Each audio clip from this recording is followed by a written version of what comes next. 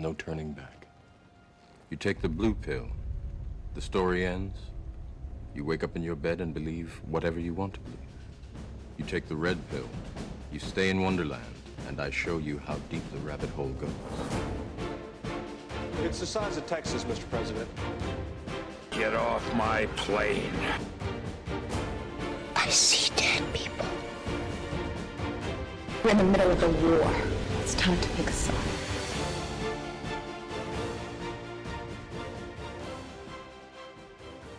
Welcome in for the final asterisk episode of Season 3, Duel of the Greats.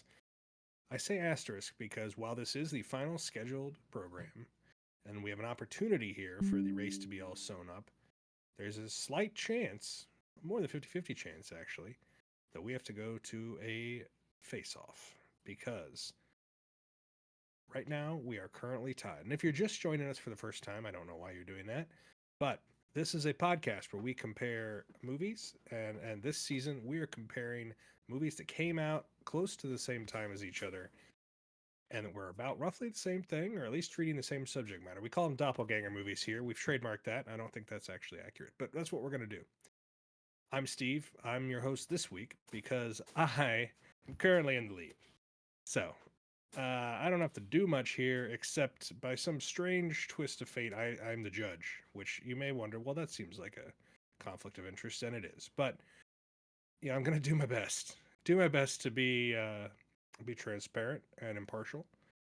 And the folks arguing are my co-hosts, Jeff and Nate. Guys, welcome. Are you ready to duel? I'm ready. I'm ready for this. All right. I'm ready. This is a good week. It's the best titled episode we've ever had. What a segue. On Duel of the Greats. So what a segue. This week, What the a movies segue. we're doing battle with, the two movies that are going up against each other. One was released in 2003, the other a summer later in 2004. We've got Alien versus Predator versus Freddy versus Jason, which is definitely the most fun set of movies as far as the titles go. We've had this whole season. And, I don't want to spend too much time here setting this up. Are you guys ready to roll? All right. One bit of housekeeping. So I'm in the lead. Nate is it either one loss behind? You're 5-3. One victory. Okay. Nate is 4-3. Got it. And I am So 2-5. I would have, I got to win. So Jeff is basically trying to prevent the tie between you and I, Steve. Yes. Correct. If I win, then it is a tie.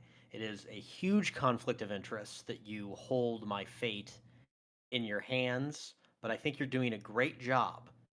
And I think, and I appreciate honestly, that. Setting an example for us all. It seems so sincere. Honestly, you're looking pretty swole. Looks like you've been lifting a little bit. I mean, I think you're doing fantastic. That's so I just like to point that out. So because of the obvious conflict of interest, it's even more important that we tell you all this season we've had one right of appeal per entrant. I used mine last week to get us here because otherwise Jeff's erroneous ruling would have resolved the whole series. Last week I would have been out of it, Nate would have won. But I appealed to Brandon. Brandon sided with my argument, and so that's why we're here. Jeff and Nate both still have their appeal. We assume that whoever loses is going to use that appeal. So for all intents and purposes, my decision is irrelevant tonight. Brandon will be the decider, unless for some reason one of these guys decides not to appeal, if they're just that impressed by my ruling, even if they lose. That seems unlikely. So Brandon, I hope you're very, well prepared. I'm prepared because not only are these movies fresh in my mind because I watched them at 6:00 this morning, back to back. I just what a better time to watch them. Yeah. I also want to point out, Nate, as much as you hated my decision last week, I also hold your fate in my hands as well. This is true. And I didn't hate your decision. I hated that I so clearly won and then I lost on appeal. I lost based on the rules that we set that I agreed to, so I'm okay with it. I respect the law that we've created in this universe we've created. It was a disappointing week for me, though, so I'm hoping to get it all back this week. You're hoping the For the most timeline part. branches this week. Exactly.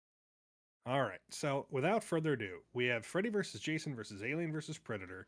Jeff has Alien versus Predator. Predator is one of his favorite film franchises, so this will be exciting. So is Alien as well. I don't know that the Alien in this film series has much to do with the reasons that we like the Alien Prime film series, but regardless, well, This whole episode is like choosing between my children. Like Predator and which one Alien are will you my two sacrifice? favorite monster franchises, and Nightmare on Elm Street is my favorite of the slasher franchises. So the whole thing has been All right. tough for me. And Nate famously hates horror movies, so this is quite the setup. Let's see. Son of a bitch. Is there an I haven't- explanation going for the first? reason you hate Yeah. horror movies? I think that, well, I He don't just want doesn't to get understand them. yeah, I think there's probably an element of that, and I think that it's just not my genre. Like, I watch horror movies, not all the time, not as much as Jeff. I don't have like favorites, but there's horror movies that I really really love, but it's just not my genre. It's never been my favorite. But Just- I don't want to say too much until Steve has given us the coin flip here, because All right. I have a I'm very gonna- interesting art. I got a needle I have to thread tonight. It's gonna be very complicated. All right. Nate, since you're ahead, I'm gonna let you call it. I'm clicking flip. I'm calling heads. It is tails. Tails. Jeff, you going first or you deferring? I'll go first. All right. Counselor, you have the floor. All right. So, as I said, this has been a tough week for me because it's like choosing between my own. I got ready though. I had these guys; they've already seen it, but I got my Funko Pops here. I got my Predator and my Alien, and my Freddy and my Jason Funko Pops, so that we're all there's no favoritism here. Let the record reflect that he has held them up and shown them to the camera. Yeah, look at the little mandibles on the Predator. Isn't that cute? Look at those little Millennial things. Cute. men's Cute. precious moments. I saw someone refer I to saw that refer to them as- recently too. Whoever The came up millennial with it. men's precious moments. Yes. Is what Funko Pops are. It went around social media That's this week. awesome. Yeah, God, that's so perfect. I know. Okay. So anyway, despite that difficulty, I soldiered on. Right, we're here. And there's two things here. Well, there's with these two movies, we have the idea of a crossover movie, right? It goes back to as early as, or at least as early as 1962 with the vaunted King Kong Godzilla vs Kong, the first, the OG, which I also have a steelbook of that. Steve, we had a watch party for that when that finally came out. We could get that. So this idea has kind of been around for a while, but when you approach an idea like this, you sort of have two options for how you can handle it, right? You can take it seriously and figure out a way to mesh these franchises together and to make it work, or you can just be like, fuck it, we're just going to put these two in a movie together, throw some stuff at the wall, and then just have fun with the premise, right? So I think we can all probably guess which one is which, but the Freddy vs. Jason is the screw it. They're just in the same movie. Let's do this. And the Alien vs. Predator is the one where, okay, let's take this seriously. And I'm not saying any particular approach is necessarily better than the other, but I think one does one approach better than the other, and I think that that's Alien versus Predator. Now, the Freddy vs. Jason, I mean, we start in with a Freddy monologue, Freddy Krueger monologue, literally Freddy Krueger telling the audience, Robert Englund just hamming it up, just straight hamming it, like directly into the camera, and then talking over, and they show clips from the past movies, and then they kind of do a little bit of the Jason stuff as well, but it's essentially it's a Freddy movie here. Like it takes place on Elm Street. They got the house there. The kids are all have connections to Elm Street, and they eventually traverse to Camp Crystal Lake. But it's basically a Freddy movie with a little bit of Jason tacked on, which I guess makes sense when you think about the fact that like Freddy's at least got a little personality. He can talk, he can ham it up. Jason doesn't, not necessarily. But so that's the approach they took. We'll make this Freddy movie. We'll throw. I mean, both at this point in time, because the kind of history is a little bit important into how these movies sort of played what they are. But at this point in time, both the Nightmare on Elm Street and Friday the 13th franchises had sort of delved into like self-parody, right? I'd have to go back and look, but I think Friday the 13th was probably well into eighth or ninth version, and Nightmare on Elm Street had done at least six. They had rebooted itself as the new Nightmare in '96, I believe. I'm interrupting just to give you those numbers because I looked it up. This was the 11th film featuring Damn. Jason Okay. Voorhees and the 8th film featuring Freddy Okay. Krueger. I am including New Nightmare in that count, and I am including the first Friday the 13th, where Jason just pops up at the end. Technically, that is him in the first movie, even though he's not the killer in the first movie. Yeah, that's the funnest bit of trivia, right? Not only two fun bits of trivia, and it's not even my movie, but Jason doesn't even show up, hardly shows up in the first movie, and doesn't even get his hockey mask until the third movie. I hope I didn't step on your toes on that one, but I'm a font of knowledge for these two. And the fun fact for Alien vs Predator is I get into finally talking about the movie I'm advocating for. So this whole thing started in Predator 2. It's like the Predator comes to the city. First movie was the jungle, second movie is the city. And then at the end of Predator 2, there's actually a Predator spaceship, and they go into the Predator spaceship. Um, the the actual species itself is called the Yautja. The Predator is just the name of the movie. So it's a Yautja spaceship. But anyway, they're in the Predator spaceship, and in the background on the wall is a xenomorph alien skull. This was just like a fun Easter egg. One of the people on the crew was a fan, thought it would be a fun little thing. But as these things do, fans took it and they ran with it. This would have been like 92 when Predator 2 came out, 91 or 92. And then like they had comic books. Capcom made a video game, Alien vs Predator. They had comic books with it. They sort of developed this, and then they were finally like, you know what? Let's just do it. Let's make the movie. 2004. Boom. Here we are. So they come in though, and they have now. In fairness, they do have the advantage that there was all this sort of backstory lore that they could tap into that had already existed. But because of that, it allowed them to do what I was talking about earlier, take the topic seriously and actually play it out as a movie. And again, there's nothing wrong with leaning into the silliness, but yeah, we'll get to that later. But with Alien vs Predator, they rolled in. They're like, we'll take this seriously. They got Lance Henriksen to come back from Aliens.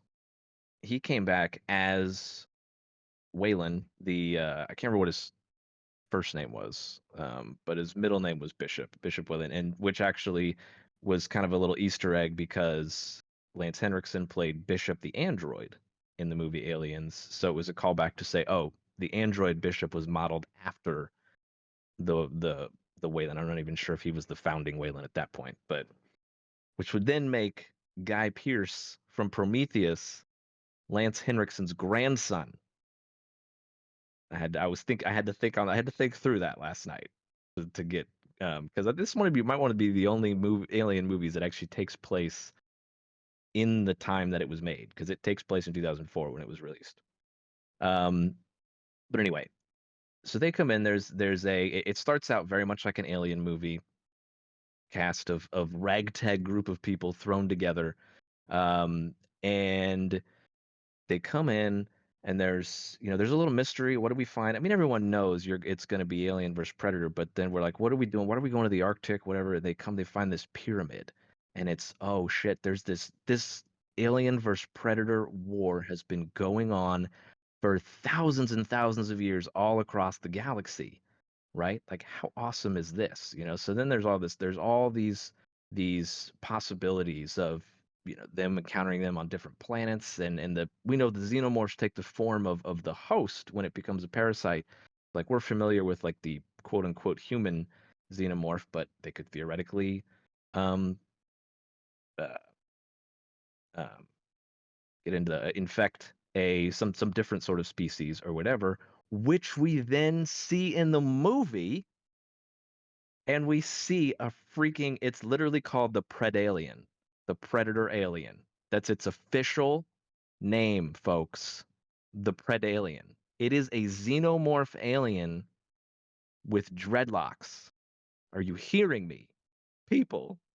Okay, this is what we're getting. Like everything that you want from a crossover movie like that, which is just like, give me the cool shit, right?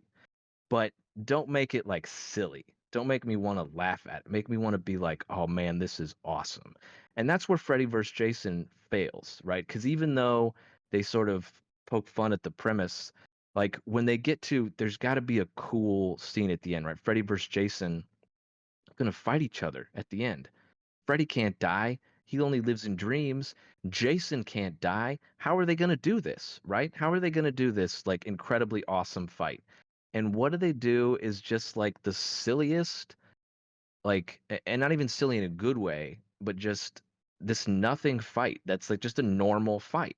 You would think like part of what makes Nightmare on Elm Street special as a slasher franchise is the ingenuity in how Freddy kills people in dreams, right? Like in Dream Warriors, Nightmare on Elm Street 3, Freddy takes one dude and he like peels off slices of his skin that he leaves attached and uses them as strings of a marionette as he puppet walks this guy to the ledge of a tall building and has him jump off. Like that's a really cool, really inventive kill.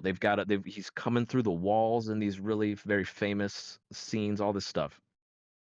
But so give me some of that. Give me something really cool. Like there's a couple dream sequences that are decent for some of the other kills, but the main climactic battle, it's just they're fighting in this construction pit, and it's got like they keep throwing freaking cranes at each other, and then like Freddy cuts off like O2 cannons they shoot out, and then and it's just they just sort of keep fighting, but neither of them can die. And then I think they're even one of the people are just like, how are they gonna kill each other? Like, who's gonna die here? They're already dead multiple times over. Um, and that gets answered by apparently Jason cutting off Freddy's head. Like, okay, I guess that works. But when you flip over to Alien versus Predator, right? What do you want to see? You want to see aliens fighting predators. So what do we get? We got face huggers jumping everywhere, man. Those things are moving. They're taking over people. Next thing we know, we got full-blown alien xenomorphs. They're out there, they're spitting acid. They're spitting it, right? At the predators. The predators get it once the temple opens up, the predators get a signal and they're like, "Oh shit, the humans done fucked up. We got to get back there and save their asses before these xenomorphs go crazy." So they come back. So they're like, "Sorry humans, we'll deal with you later, but we're killing the xenomorphs." So they're fighting like immediately. The aliens are spitting acid. The At one point a predator gets in a net, gets one of the xenomorphs, and the net is like this technology they have where it like contracts very quickly, and so it's contracting on the alien skin, and then it like cuts through the skin, and they bleed a little bit of their acid blood, and then it like burns, and it's like the net burned its pattern in green blood into the alien, so he's got little crisscross pattern. That's my current keychain, by the way. It's a vinyl version of that. Not even kidding. Steve's seen it. He knows. But like how cool is this? So now you got this it's like a tattoo for an alien, like a battle tattoo, and they're fighting, and then they kill one of the xenomorphs, and this woman played by Sanaa Lathan, who may be the biggest star in either movie. But I'm a big fan of hers, and she kind of gets accepted by the predators, by the Yautja, which is like that's a real thing. There is a woman in the lore that was accepted by Yautja society. Okay, um, but they're like, okay, you need to be able to defend yourself. And they communicate this verbally, and just a fantastically acted scene, by the way, by a man in a predator suit. Wolf is his name. He's named Wolf. That's his name. Um, and he chops off the alien's head and gives it to her as a shield. She hooks it up on her arm like it's a shield. You guys listening? This is incredible. This is everything you want from this movie, and they absolutely nail it. And then, because we see the xenomorphs in Alien, but the big thing that the movie Aliens, the sequel, brought to the stage was the Queen, and the Queen is back. She's here. She's laying eggs. They're trying to kill the eggs. At the end, it's Sanaa Lathan with her alien shield head and the Predator, and they're fighting the alien queen, and they win. It's amazing. It's absolutely. It's the whole place is crashing down as they're fighting this. This is amazing. Meanwhile, back to Freddy versus Jason, we've got inappropriate slurs being thrown at Freddy that didn't age well, and Nate knows what I'm talking about. And this fight, this anticlimactic fight that you're just like, what the hell? It's boring. It was a boring fight. Freddy's like, or I'm sorry, Jason's getting impaled with the like railroad tie spike things, and he just keeps moving, and it's like, oh, I mean, of course, that's Jason. We've seen him fight through this stuff before, right? Same deal with Freddy. And then, at the end, at the very end, in like a mid-credits, post-credits scene or whatever, Jason is shown emerging from the water, and he's got Freddy's head that's decapitated, and then Freddy, of course, his eyes move and he winks at the camera. It's like, okay, they're both still alive, right? But the alien queen, she's dead. She's dead. There's some finality here, okay? We know that. And it's a much more satisfying ending, and everything leading up as a crossover was much more satisfying. You got the best thing from Predator movies, Predators hunting things and fighting with things, and you got the best thing from Alien movies, people trapped in a confined space that they're unfamiliar with and trying to fight the aliens to get it. You got best of both worlds. They tried it with Freddy vs. Jason, wasn't nearly as effective, but ultimately, in the end, there's simply no way that a movie where a xenomorph's head is chopped off and used as a shield can lose. That's my argument. Stirring stuff. Stirring stuff. I appreciate the coining the term battle tattoo. We'll have to try to work that into more conversations. I will have to. I will have to give one. I will concede 1 point to Freddy vs. Jason that Alien vs. Predator did not have, and that was a corn rave. I totally forgot about the corn rave, but it's an amazing. It's an amazing scene. Early 2000s corn rave. Yes. All right. Well, thank you for that, Nathan. Would you care to present your argument for Freddy versus Jason? Not only would I like to, I'm excited to. I'll start by saying this: that Jeff named some person who apparently was the most famous actor in either of these movies. I'll ask him to put some respect on Robert Englund's name. And the fact that this is Robert Englund's last appearance as Freddy Krueger kind of goes into my point. Your Honor, if it please the court, I want you to think about these movies in a different way than we've thought about any of these movies, probably throughout the entire season. In fact, the only person I think who's attempted any kind of an argument like this was you, Judge Steve, the week that we did Friends with Benefits versus No Strings Attached. I'm going to use what I'll call the No Strings Attached argument now. Rather than asking, what is the better movie, which we've been asking a lot, and we ask a lot in this podcast, I want you to ask yourself, what is the more necessary movie? I believe that Freddy vs. Jason, to its fans and to the characters that it is portraying is a far more necessary film. I want you to imagine if you are a super fan, like our co host Jeff, of these characters and these movies. Now, I already established, I wrote these out. This is, again, I'll just repeat it. This is the 11th film featuring Jason Voorhees. It's the 8th film featuring Freddy Krueger. Even Alien and Predator. It's the 5th film featuring the Alien, and just the 3rd movie featuring Predator. But still, we're dealing with franchise films here, okay? As you know, with franchise films, what people like to do when they become fans of franchise films is they like to rewatch them and they like to binge them. But more importantly, fans of those kinds of films like to talk about what are the best films in those franchises and which one of those films in those franchises are necessary.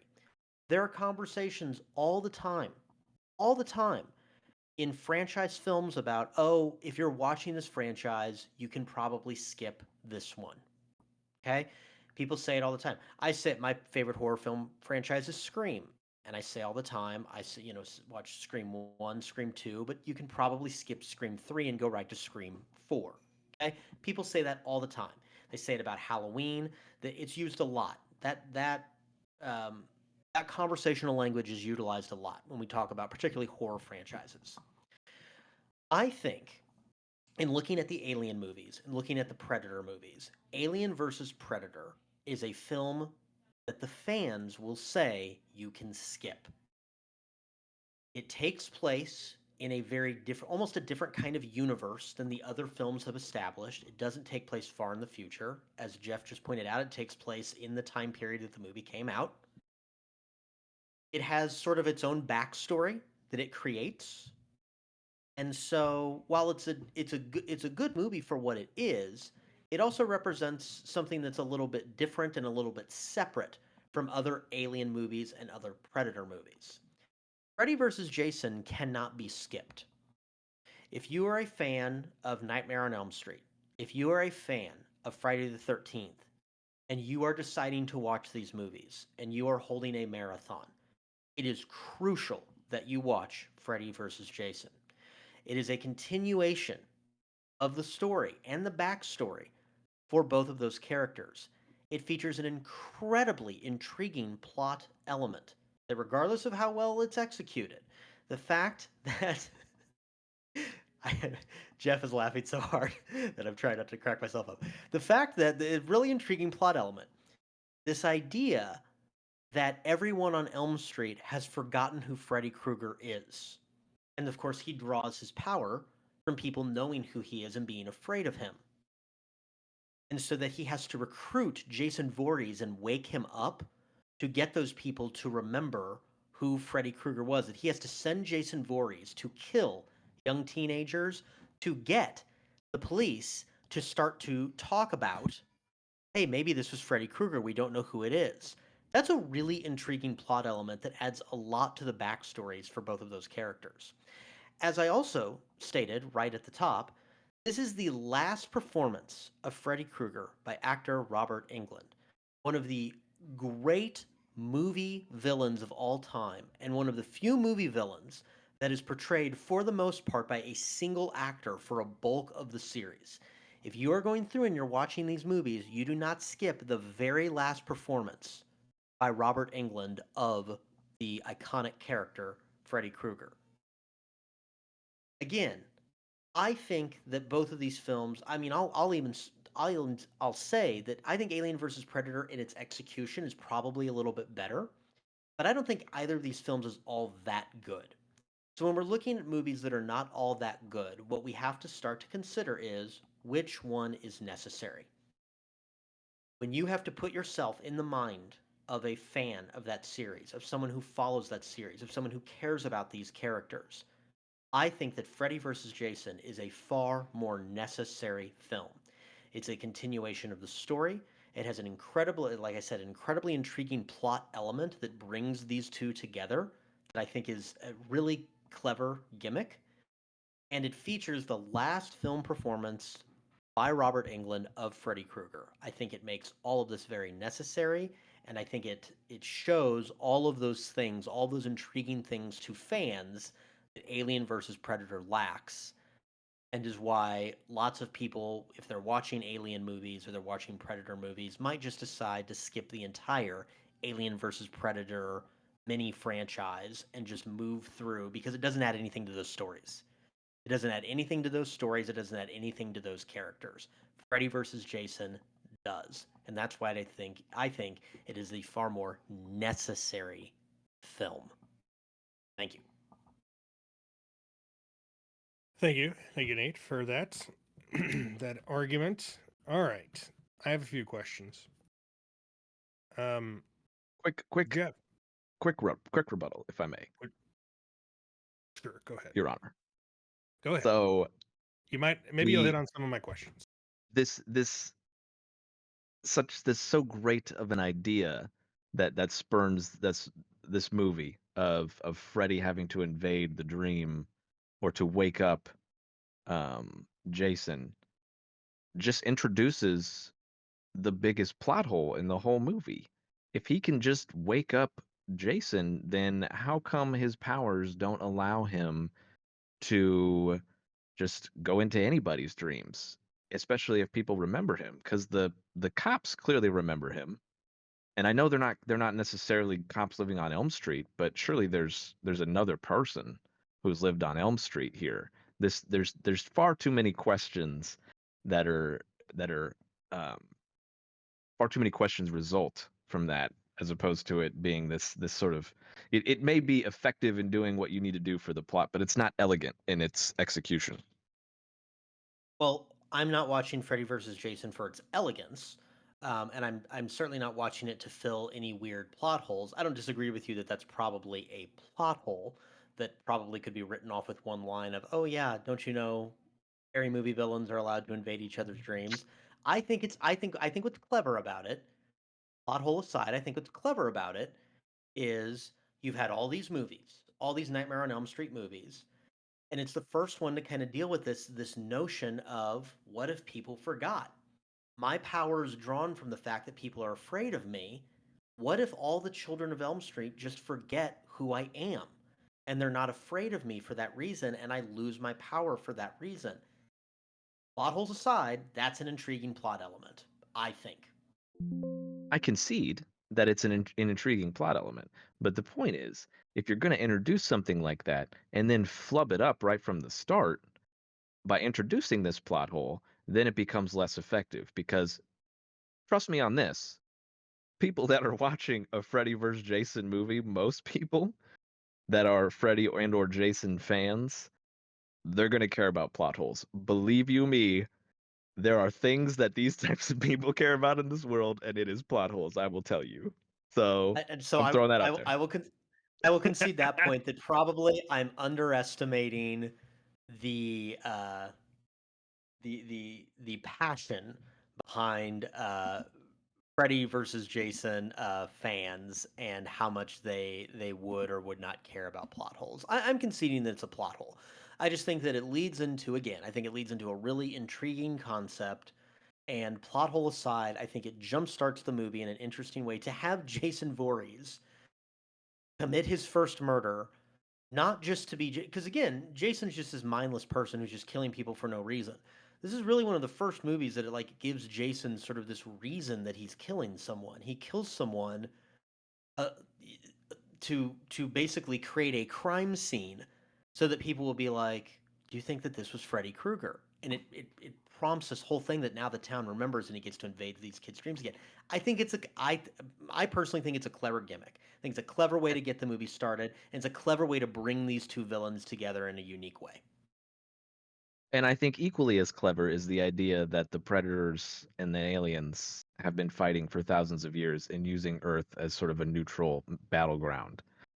And I think it's even carried out more effectively, personally. I think the Alien versus Predator thing, I think it's absolutely clever as well. I think where it lacks the cleverness of Freddy versus Jason is, to me, it kind of breaks the established rules of the franchise a little bit. Freddy versus Jason, the characters aren't doing anything or embodying some kind of mythology that hasn't existed already. They are who they are already. Alien versus Predator, I think it's a very clever gimmick, except for the fact that there's been no Alien movie nor any Predator movie that has referred to this thousands long year war up until we get to this movie. And so I think that it's a great invented concept, but this is why I think it can be skipped. This is why I think the movie is not as necessary, is because it's like a brand new thing. And again, I agree. It's clever. It's definitely clever. And I think in some ways But it is executed in a better way. I just think that it's not building on something that's already been built on in the franchise. It's sort of a new invention of the franchise. well, now speaking to that, I forgive you for not knowing this because you're not an Alien fan like me. But previous to Alien vs Predator, we did not know that the xenomorphs existed independently of the human. We had no understanding of knowing that they had been anywhere besides the places that the LV 426 and then LV 223 or whatever. Those are the two places in Alien and Aliens. And in Alien 3 and Alien Resurrection, those aliens were, well, the Alien 3, the alien came in the ship still with Ripley to the prison. Nate's head is exploding right now. The prison. What? He has no idea what Alien 3 is. It's just as weird as it sounds, I promise. And then Alien Resurrection, they're making clones of the aliens from stuff that they recovered from the other two sites. Right. So it's all very small in terms of like the known xenomorph data, and this completely expanded it for the movies in a way that has been utilized, even if not directly, by the other films in the franchise. Additionally, we had never thought that the xenomorphs had been on Earth before, and this proved that they had, which I'm guessing will have some relevance to the new Alien Earth series that will be airing on FX this coming fall. This is not paid. This is not paid, Do I you do you promise. do you like work for the studio that makes Alien? I Okay, should. Can we send no, them you this? you Can we really send you them this really as a should. reel? Can I be the I think alien I guy? think I think I think what you're doing here, Jeff, is you're illustrating my exact point. I'm not a fan of the horror genre. I'm not a huge fan of either of these genres. I'm or either of these franchises. I'm gonna jump right out and say I haven't even seen all the movies in these franchises. I haven't gone through and watched the sixth and Alien versus seventh Predator Friday the or Friday the 13th or Freddy vs. Jason? Mostly I've seen the Predator movies and I've seen most of the Alien movies. I'm mostly talking about Freddy versus Jason. Like, I've never Well, even watched the I haven't fourth and the fifth. as a Like, big horror fan. Even I haven't, right, because like you get to Friday the 13th 7, it's like what am I doing right. here? What am I doing Very, with my very, very. What are we doing here? What are we doing with our lives? I think though what you're doing is illustrating my point.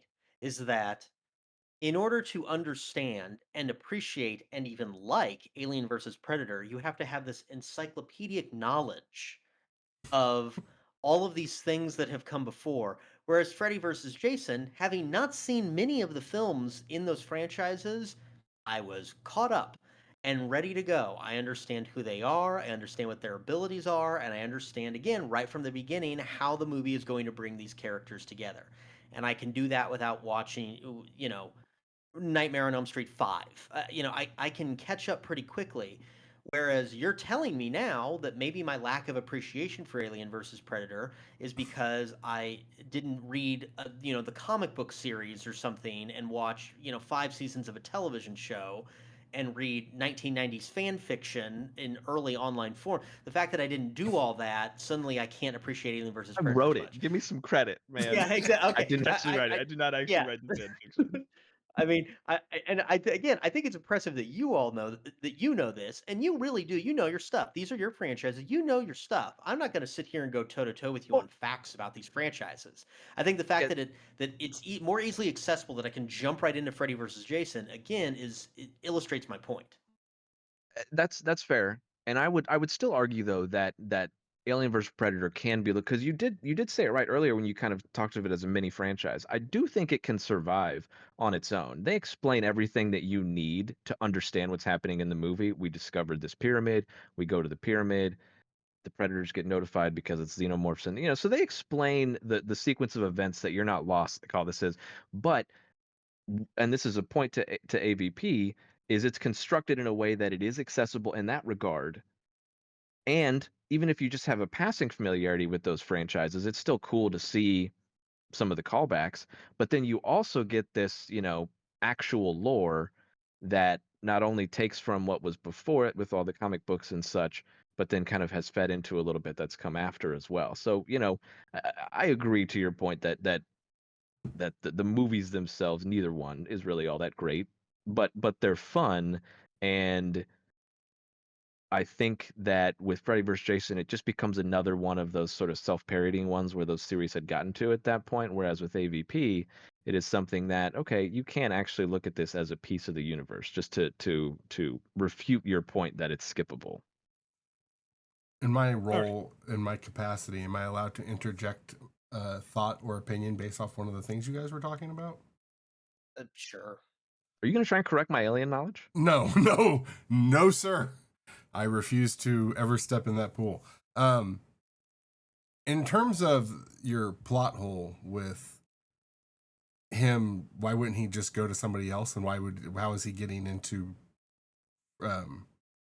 Jason? I understood the concept being Jason died as a child and is reincarnated as a child in a murderer's body.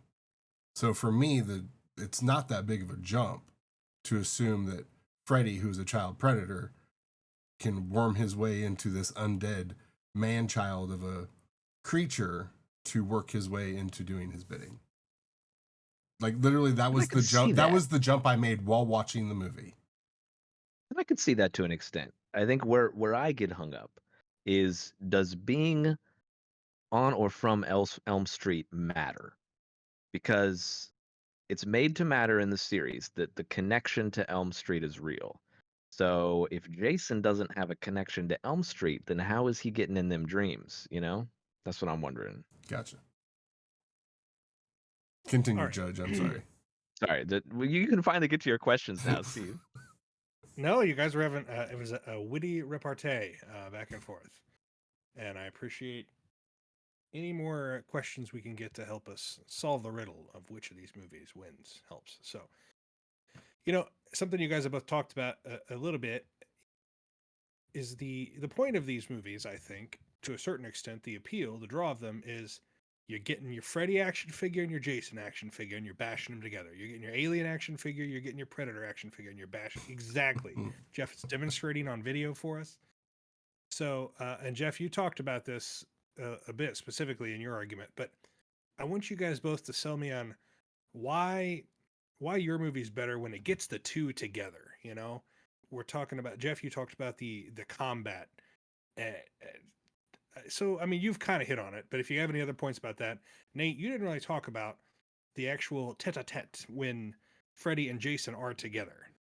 So tell me why they do it better versus Alien versus Predator. So I think that one thing that I think they do better, and this is a little bit unfair to Jeff, because Freddy versus Jason, just the very plot and the nature of who the characters are, maybe allows it to be a little bit more creative. The idea that he kind of briefly brings Jason into his dream world, and so he can manipulate that dream world. That's obviously a little bit different. That Alien versus Predator obviously just takes place in, like, not the real world, but the real world, the real universe as we understand it, with the laws of physics as we understand it. And Freddy versus Jason doesn't necessarily do that. Again, I think what's cool about it is what you want to see initially. The promise of the premise is that they're killing human beings. These are horror films. At their base level, they're horror films. Freddy versus Jason leans into that promise probably a little bit more, whereas, and I also love that, like, it never really establishes, it doesn't cop out by, like, it I appreciate that like they're both bad guys and they're both kind of doing their bidding and humans are dying at the expense of that. That I feel like is kind of the promise of the premise. Whereas Alien versus Predator, I feel like it really ultimately at the end positions Predator as the good guy.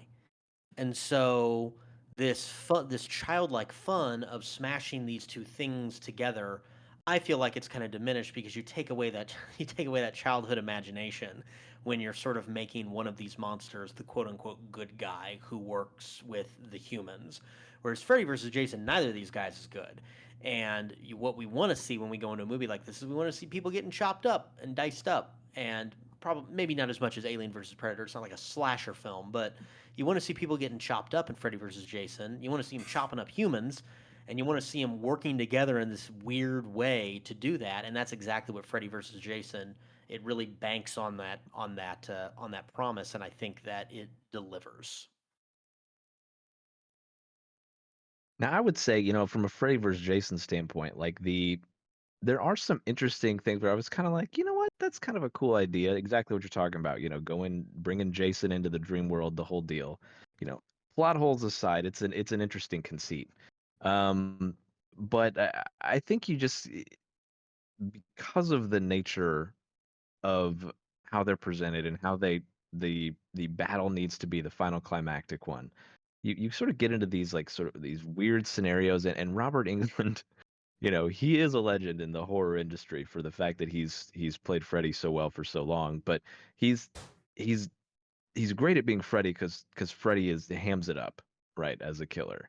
And but when you're actually sort of relying on that as acting, it falls thin pretty quick, and then like you some of these things sort of feel weird in that space where you've got like there were a few times he like had a victim, he's ready to kill him, and the victim disappears because somebody wakes him up, and he's just like, "Oh, no," or like these sort of weird sort of things. It's just like it's a little off. But as far as what to your question, Steve, we want to see something, cool, fun. You want to see something new. I think the thing that Alien vs Predator brings to the table so much better is something new and different. Like Freddy versus Jason, they've obviously never fought each other, and there's some interesting ideas in there.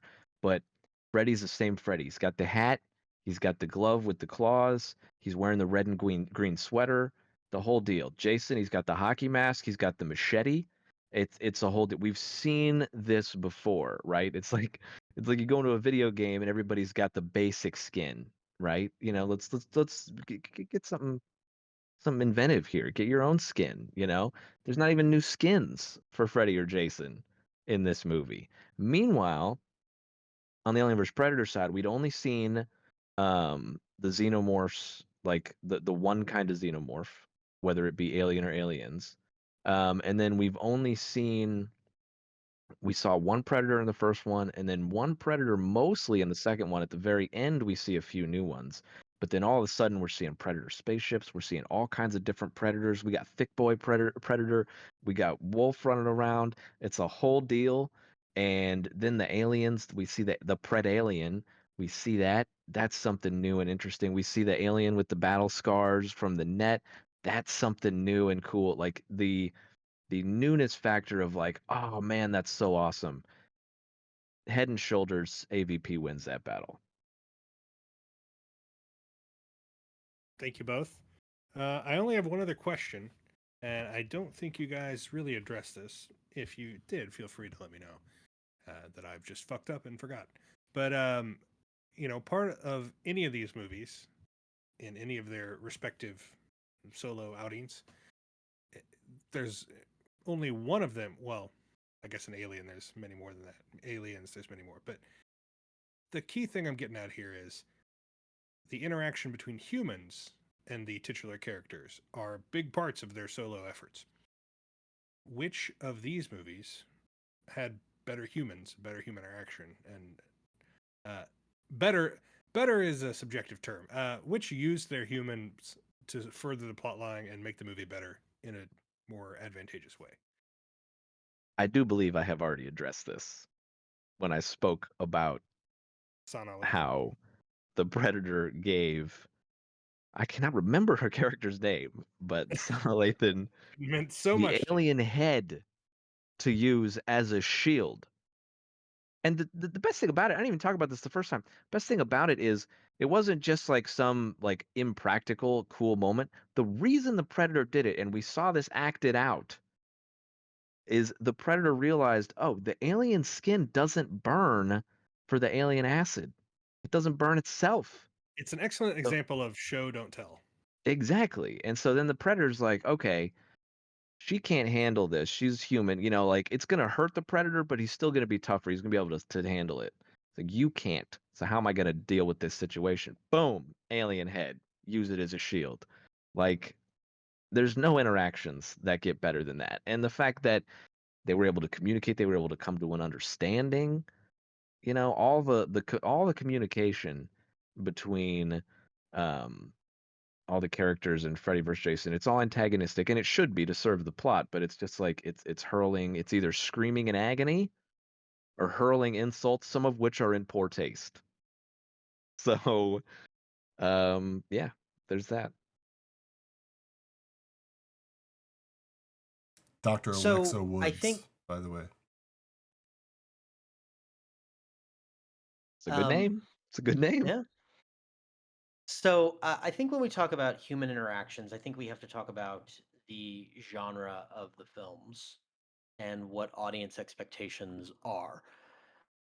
So probably the human interactions are superior in Alien versus Predator, but I think the movie is sort of primed for something like that. Whereas Freddy versus Jason, we don't really want there to be meaningful human interactions. The humans in Freddy versus Jason are stupid and misogynistic, and they meet their fate for these reasons. And I think that we just kind of need to we sort of expect that from a movie like this. I think it would be weird to have a movie like Freddy versus Jason with these villains and suddenly have these really smart, bright young people that are able to elude them in new ways. That's not what we want to see because again, as I said a moment ago, sort of the promise of the premise is you want to see people getting chopped up, and people aren't going to get chopped up if they're thinking logically and they're moving through this in a logical way. So the human interaction, there's not a lot there in Freddy versus Jason. There's really not a lot that we can get from the human characters, but it's not about the human characters. It's about the human characters getting killed, and we see that, and we see that a lot in Freddy versus Jason. And I think in some ways the human characters, for that reason, serve their purpose perhaps a little bit better than they do in Alien versus Predator. All right, I think my cat unmuted me, and that's pretty good timing because I've made a decision. Again, it's irrelevant because presumably one of you is going to appeal. But I'll give you one last chance. If you have any closing thoughts, hit me with them. Jeff, you go first if you have any. The closing thought has to be the alien head shield. That's a memorable thing. You're going to remember that for the rest of your life from seeing that movie. You're going to be like, why don't they do that in the other movies? It's amazing. So that's my final thought. My final thought is a question back to you, Judge, and it's the question that I started with, and I'm gonna ask it one more time, and I want you to frame your thinking around this. Not what is the better movie, what is the more necessary movie? Thinking about these franchises and what they mean to its fans, which movie for these characters is more necessary? I'd like you to please consider that, Judge, as you retire to chambers and contemplate your ruling. Thank you. All right, it's all built up to this 13 episodes plus a bonus episode that we really, in hindsight, really sucked. So, you fans, you just had the worst taste in the world. But we love you anyway. It's all led up to this. I've made a decision. Brandon, get ready because whoever loses is going to appeal. But I'll just go ahead and say I've decided Alien versus Predator. I think Jeff addressed my questions in a little bit better, and I think he had a better premise. Nate, I fundamentally reject the the just the idea of which movie is more necessary, because there was nothing really linking these two in the first place. I mean, why not Michael and Freddy? Why not? And they don't like necessarily rewrite any of their backstory. To me, these Since movies are about the action figures, but then who does that better? I was because I was gonna say a better match would have actually not as high profile maybe, but would have been Hellraiser, because Jason Goes to Hell is a movie, and Hellraiser being in hell, it makes way more sense that they would come in contact. Just to It's your true. point. Nate, I do appreciate the argument. I like what you said about how they got Freddy and Jason to interact, and the whole thing about him needing to use Jason. I appreciated that you hit on that.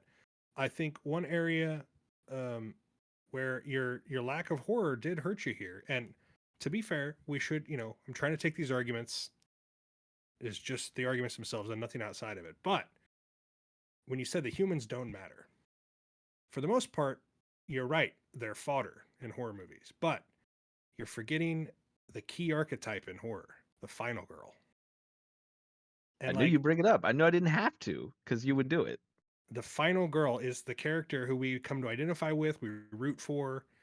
They're the one person who seemingly doesn't make stupid mistakes, or if they do, they get over it, or they're able to overcome it. Heather Langenkamp made a career out of this in the Nightmare vs. Elm Street series, and Jamie Lee Curtis, Oscar winner, yeah, made a career out of this there because you she go. was one of the first. Not quite the first, but Nev Campbell, Scream, my all-time There you favorite. go. there you go. So, Boom. having seen the movie, and I'm not basing my decision on this because I think your answer didn't really give me anything to hang my hat on there either. But having seen the movie, I don't think there's anybody that's really Final Girl-esque that's worth liking, worth rooting for in Freddy vs. Jason. But that being said, those are my main reasons. Jeff, I appreciated you said it's not just the way that they hit the two action figures together, it's that they give us something more. They didn't have to do that, but the lore, the backstory, it gave us more reason to be interested than just smashing them together. That's ultimately why I'm ruling this way. But it doesn't matter, so I'm going to sit back and give credit. One thing that I will concede to Freddy vs. Jason is Alien vs. Predator definitely loses in the tasteful nudity category. soon as we get in I did there, not. Freddy I vs. did not. Jason. What I was. I'm not that guy. If anyone's listened this far, I'm not that guy. So please take this as a joke. But I actually thought about something like, hey, you know what? My movie has tits. Okay, and I didn't see a lot in Alien versus Predator. Okay, so if we're gonna appeal to those to our most base senses, there, fine. All right. I'm It gonna was actually. Can I? tasteful, you know. I Yeah, it I was I tasteful. came It was away fine. from it thinking, she seems like a nice gal. She seems like a That's nice what I gal. thought. I'm gonna do something a little. May I do something a little bit weird here? You You can, but ready? keep in mind you still have to convince Brandon. So I don't want you to say anything that might. Are you ready to hear what I Okay, have to say? sure. I just want you to think about that. Yeah. And I want you to remember this and think about the kind of guy I am. Uh-oh. I am not going to use my appeal. You're I not going to think Ooh, use your appeal? now I balls would on the still like to hear sword. I would still like to hear Brandon's opinion, but now that Steve has chosen, Alien versus Predator is a far superior film. I think Steve punched some very good holes in my arguments with the lack of final girl. Well, because I couldn't bring it up because Sure. obviously there's not. There's no real Yeah, good final girl. Yeah. exactly. Yeah. Like obviously as an attorney, I'm not going to bring up the things that are going to lose me the case. Um, I thought Jeff argued it very well, and honestly, Steve, you've done a very good job this season, and I've admired how we talked about last week how. You don't have to keep fluffing me up, right? No, no, no, no, no. I mean, like, I admire how you stayed the course. I got a big head because I jumped out to a big early lead. Jeff had a really bad losing streak, so he had kind of the furious comeback, but you're the one who stayed the course. You ran the long race. And I think you deserve to win. And I think it would be unfair if I appealed what is clearly not as good of a movie. Like Alien versus Predator is a better movie. And regardless of Brandon's opinion, I don't mean to devalue or negate Brandon's opinion on this. but I just feel like it would be unfair if somehow Brandon gave me the win and that pushes us to a playoff. It's not in the spirit of who we are. Okay, we are gentlemen of Duel of the Greats. We are men of integrity. We are duelists. We are men of Well, good integrity. callback to season 1. Exactly Good 90 seconds after I callback. brought up. Exactly 90 Tits. seconds after I brought up tits. We are gentlemen of Duel of the Greats, Well, and I think that what's the saying? When the fall is all that's left, it matters a great deal. And so I will live by that principle, and I will fall with dignity, Well and played. I will not belabor this point and try and extend this for my own ego. However, with that said, Brandon, I would just like without an appeal, even if you would have given me the win, I would like to hear your opinion, Brandon. So I wanted to start with your tasteful nudity comment because I thought it was hilarious. So I was texting a friend when I started watching these movies this morning, and I started with Alien versus Predator, and I texted and I said, "Well, this movie has penguins in the first 15 minutes plus 5 points," and when it was done and I started the next one, they said, "Any penguins?" And I said, "No, but there's been plenty of boobs, and I'm just trying to outweigh which one was more important to me." you Not get to to a certain age, and you're just like, I don't know. It depends on the day. I don't know. And then I like a penguin, you know? what was even funnier with that was late in the movie, probably think the last nudity scene. My kid had been sitting next to me. My 12-year-old been sitting next to me the whole time, but he was so zeroed in on his phone. And I can't, every time something would happen, certain things would happen, I'd do this little, just checking. Sure. But then the very last scene where there was, he happened to go, and I went, and he did this little back to his phone thing.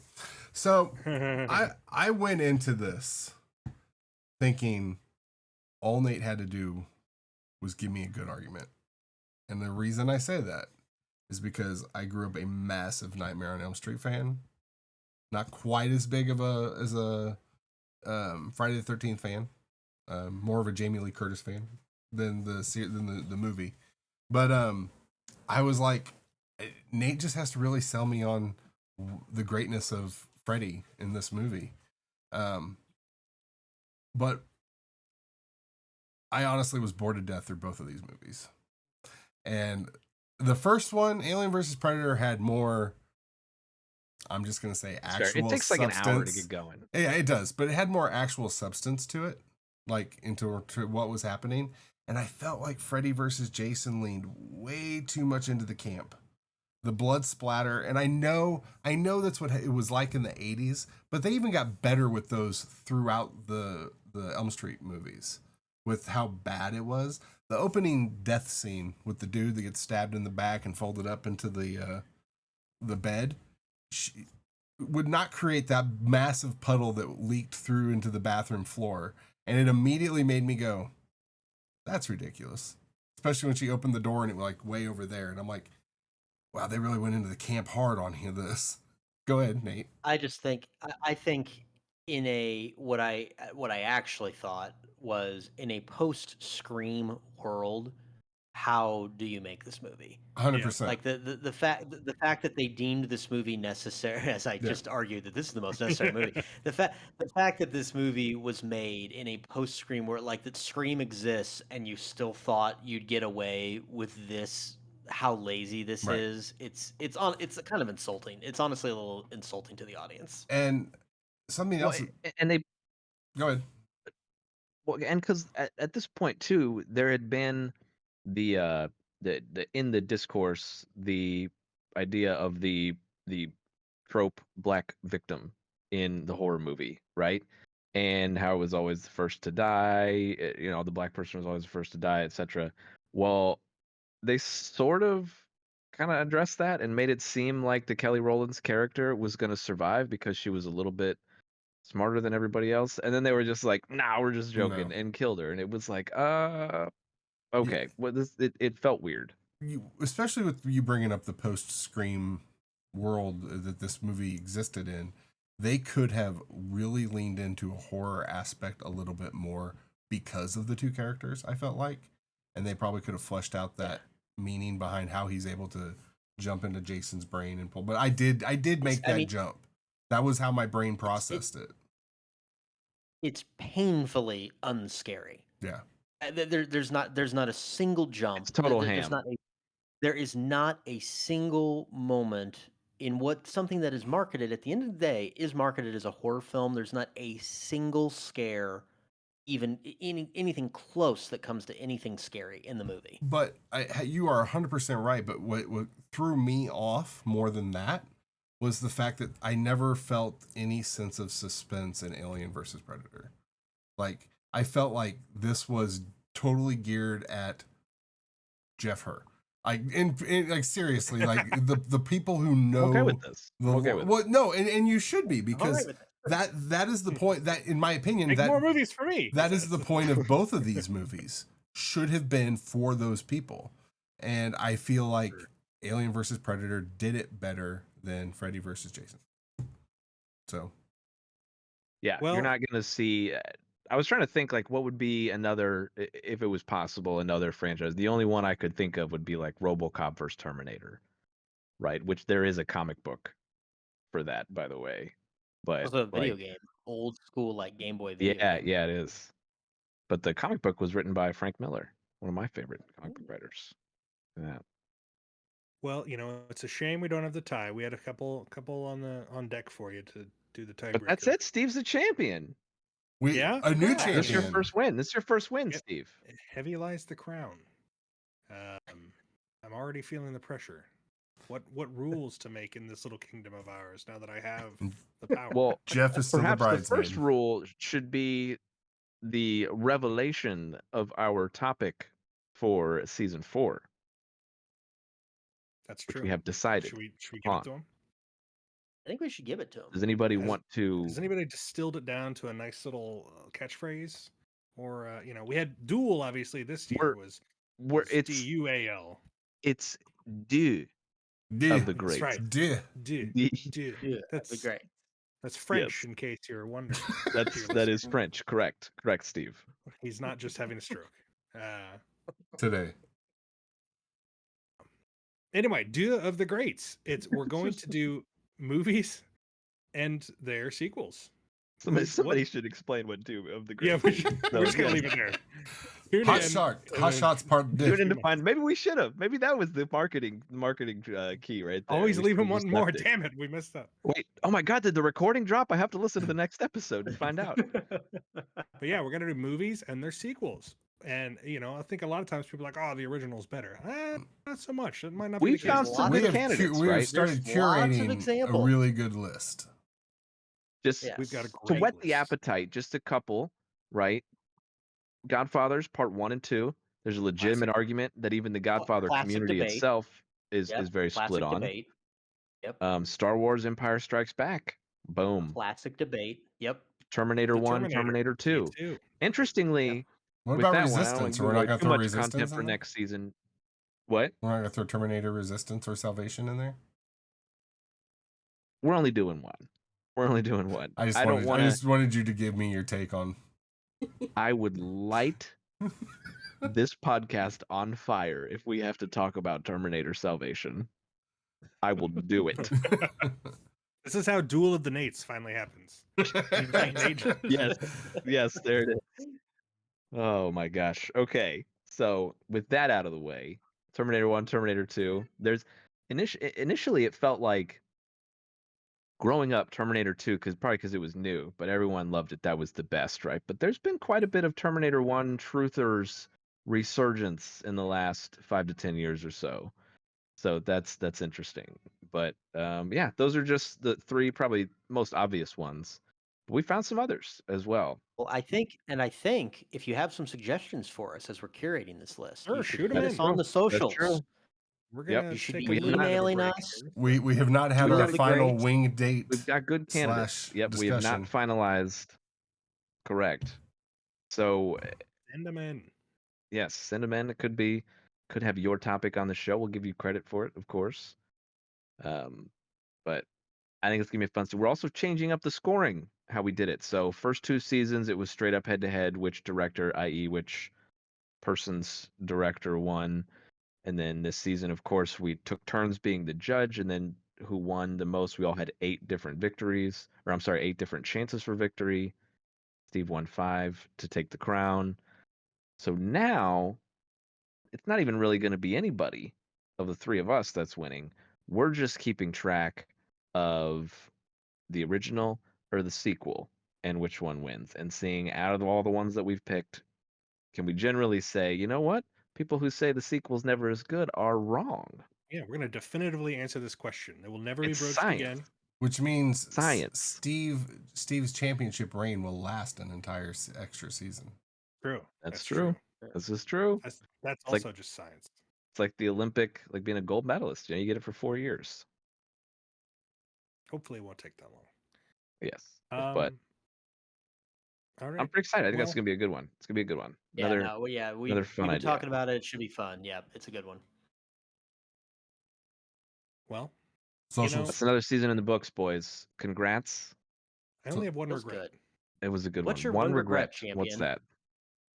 Well, Brandon started talking about penguins, and there were 2 movies that came out in 2024. Oh my! About middle-aged Happy South Feet? American men befriending penguins. Oh, Live action films. We could have done those. That would have been a documentaries. great, fantastic podcast. No, one of them stars Jean Reno in My Penguin Friend, and the other one stars Steve Coogan and Jonathan Pryce in The Penguin Lessons. How on earth did we make it through a season without talking about these 2 movies? Honestly, my biggest regret is that we missed. I mean, how we whiffed on Drive Me Crazy versus She's All That. God, that would have been. It almost would have been a better final week. We almost need to apologize to our fans because it's our fan, because it really would have been Sorry, a Sam. great sorry, Sam. It would have been a really, really great episode. And I think this episode was fine, but that one would have been really fantastic. But yeah. No, I think it's Maybe we do an awesome. I think overtime if you episode in the yeah, off I think if season. you've yeah, maybe. I think if you've listened this far, we really are appreciative of it, and Yeah.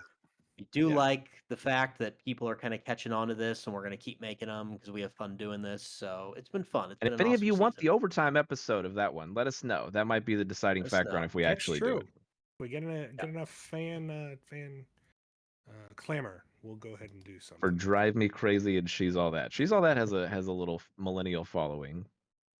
Yeah. Throw a The third song, We're the movie. penguins, right? for God's sake. You want the penguins? We'll give you penguins. Throw a third movie in Not there. the Penguins. Throw a third movie in there, and you 3 all go against each other, and I'll just judge. Oh, that could be. Is there a I third? bet there was. I Intriguing. think there was another one. Not another teen movie. It You just. could throw not another teen movie in there. But I think there was another, even like, it wasn't quite the same plot, but it was definitely a high school rom-com thing that was close to that time. So we might be able to track one down. All right. But yeah, Socials. as I Been said, thank you all so much for listening. We really socials, appreciate it. Duel of the Greats everywhere except TikTok, where we are at Duel Podcast.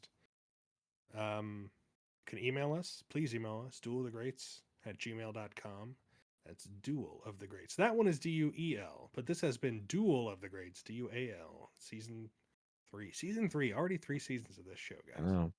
On to season 4, of the Greats.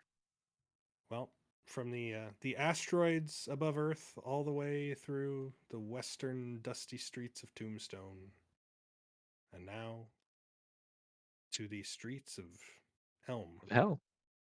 Yeah. All right. There you go. Thank you all.